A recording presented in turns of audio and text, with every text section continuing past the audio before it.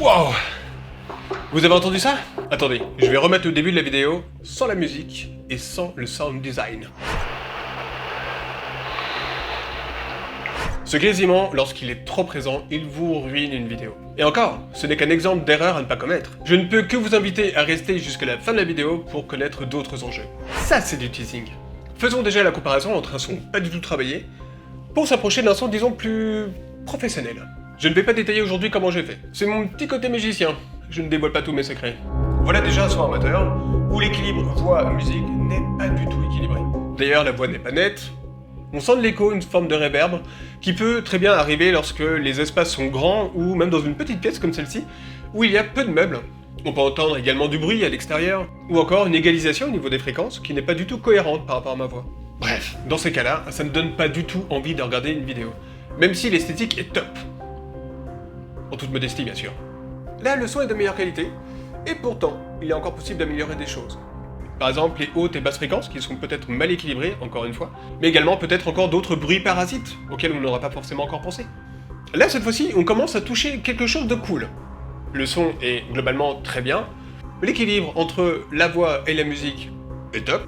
C'est là qu'on commence à comprendre que maîtriser le son, ce n'est pas seulement maîtriser la voix, mais c'est aussi, notamment en post-prod, la maîtrise des différentes variables sonores. Spoiler alert, c'est un des éléments qui sera au service du storytelling. Et disclaimer, je ne suis pas un gesson. Je ne vous parle que de mon expérience en tant que vidéaste. La parenthèse étant terminée, poursuivons. Maintenant qu'on a vu ça, il est temps pour moi d'aborder le vif du sujet. Le rapport entre le son et le storytelling. Faisons un essai. Vous saviez que j'étais magicien. Alors, ça vous inspire quoi? On comprend assez facilement que je suis en train de me confier à vous. Forcément, si j'avais été très loin de la caméra et que je chuchotais, on n'aurait pas forcément compris que j'étais en train de me confier à vous. Mais là, le fait d'être proche, d'avoir une musique un petit peu sous tension, ce n'est peut-être pas une bonne nouvelle de savoir que je suis magicien. Ouais. Bon, allez, je suis d'humeur joyeuse. Alors essayons autre chose. Vous savez, la créativité n'est pas réservée aux génies de ce monde. Elle est accessible à tout le monde. Il est important de dédramatiser cette pensée selon laquelle on ne peut pas être créatif. Tout le monde peut l'être, je vous l'assure. Bon, je pense que vous avez compris qu'il s'agissait d'une interview, en tout cas ce sont les codes qui sont utilisés, dans la mesure où j'ai un regard qui est à 45 degrés, par exemple, par rapport à la caméra. Alors, il y a évidemment certaines interviews qui peuvent se faire face caméra, mais beaucoup de personnes ne sont pas forcément à l'aise avec le fait de parler avec un objectif, qui est globalement neutre et n'a aucune réaction quand je suis en train de parler, là par exemple. Ouais, quelle tristesse. Dans ce contexte d'une interview, quelle qu'elle soit, le cadre aura son importance. Mais ça, c'est l'objet d'une prochaine vidéo. Et si ce type de contenu vous plaît, cliquez sur le pouce en l'air, ça ne vous coûte rien, et pour ma part, ça permet de faire grandir ma chaîne et surtout de vous prodiguer d'autres conseils. Avant de vous laisser, je voulais tout de même partager avec vous une ultime erreur à ne pas commettre. Une parmi tant d'autres, certes. Il s'agit de vouloir trop retravailler le son, ou disons, pas correctement. Ça peut totalement dénaturer le propos, le contexte, et mettre du coup en péril le sens de l'histoire. La problématique à la seule n'est pas seulement à mettre en lien avec la partie écologie. L'humain est extrêmement important. Sans l'humain, il ne peut rien se passer.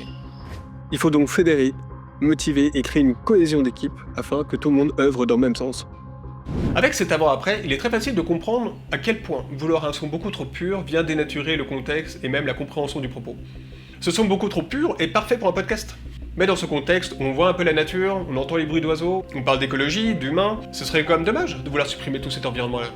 Ça n'empêche pas qu'il faudra évidemment travailler la voix, l'équilibre avec les bruits environnants, etc., etc. Vouloir raconter une histoire, faire du storytelling, demande de prendre en compte un maximum de paramètres, ce qui en fait toute sa complexité, mais également toute sa richesse. Waouh! Terminer cette vidéo comme ça?